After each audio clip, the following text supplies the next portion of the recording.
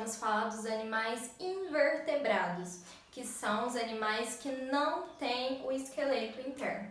Então eu trouxe aqui o desenho de um cachorro, para vocês verem que o cachorro tem o esqueleto interno, então por isso ele é um animal vertebrado. Já os invertebrados nunca vão ter esse esqueleto interno.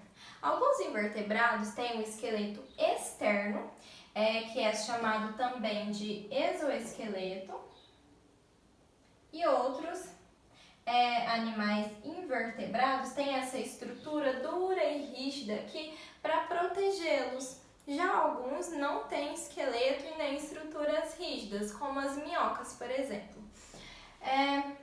Os animais invertebrados, eles são divididos em artrópodes, insetos, aracnídeos, miriápodes, crustáceos, equinodermos e anelídeos. Os artrópodes são o maior grupo de animais invertebrados que existe no mundo inteiro. Dentro dos artrópodes tem esses grupos aqui também, esses 4 primeiros grupos, que são os insetos, os aracnídeos, os crustáceos e os miriápodes.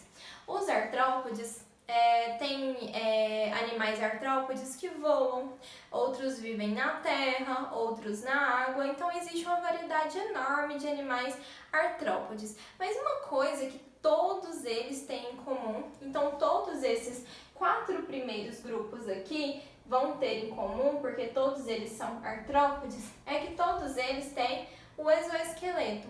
E alguns deles até trocam de exoesqueleto durante a sua vida, para eles poderem crescer. Esse processo de mudança de exoesqueleto, de troca, se chama muda. Então, alguns animais artrópodes, eles fazem esse processo durante a sua vida. Alguns exemplos de animais artrópodes que eu trouxe para vocês verem são as formigas e as borboletas. Já os insetos, que são um grupo de animais que, além deles estarem dentro do artrópodes, eles também são grupos de animais. Existem vários tipos de insetos, mas às vezes a gente acha que todos os animais pequenininhos são insetos, mas não. Para ser insetos tem que ter apenas 6 patinhas. E, por exemplo, uma centopeia que tem mais ou menos de 30 a 50 pares de pernas, pode ser um inseto?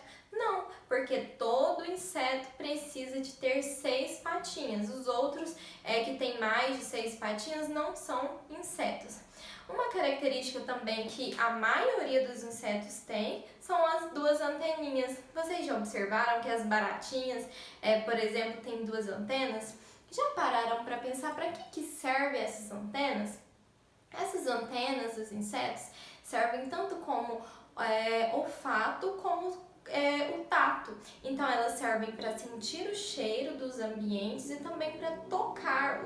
Os insetos, eles sentem os cheiros por meio das antenas. Aí eu trouxe aqui os exemplos de insetos para vocês: as abelhas e as baratas. Outro grupo de animais são os aracnídeos, que podem ser tanto carnívoros como parasitas. 2 exemplos de aracnídeos são as aranhas e os escorpiões, e outro exemplo são os carrapatos, que não são carnívoros e que são parasitas. Outro grupo de animais são os miriápodes. Os miriápodes, assim como os insetos, em sua maioria, eles têm 2 anteninhas. Os miriápodes, todos os miriápodes são terrestres, vivem na terra. E um exemplo que eu trouxe são as centopeias. E os crustáceos? Vocês já viram alguns crustáceos? Vocês já foram na praia onde tem crustáceos? Os crustáceos, eles podem viver tanto dentro da água como fora. E os crustáceos, eles têm uma característica bem interessante, que o corpo deles, todos eles têm um exoesqueleto duro e rígido. Então, um exemplo de crustáceos são as lagostas e os caranguejos. Vocês já observaram que eles têm assim o corpo bem rígido, a casca bem dura? Isso é para proteger a parte mole do corpo. Já esses dois grupos de animais que não estão dentro dos artrópodes, que são equinodermos e os anelídeos. Os equinodermos, eles são animais que vivem apenas no mar, apenas em águas salgadas.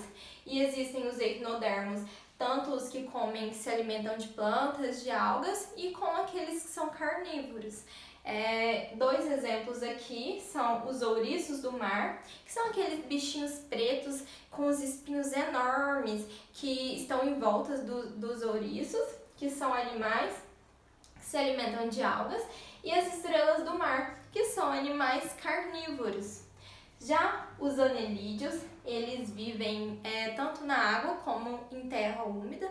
Vocês já observaram que quando alguém vai pescar, o papai, o tio vai pescar, eles sempre olham um lugar para pegar as minhocas que esteja com uma terra bem úmida, porque as minhocas, elas adoram esses tipos de lugares, elas jamais vão estar em terras secas. E uma característica dos anelídeos é que o corpo deles todos parecem ser cheios de anelzinhos. Então, dois exemplos de anelídeos são as minhocas e as sanguessugas. Então, crianças, essa foi a aula dos animais invertebrados e esses são os grupos de animais invertebrados.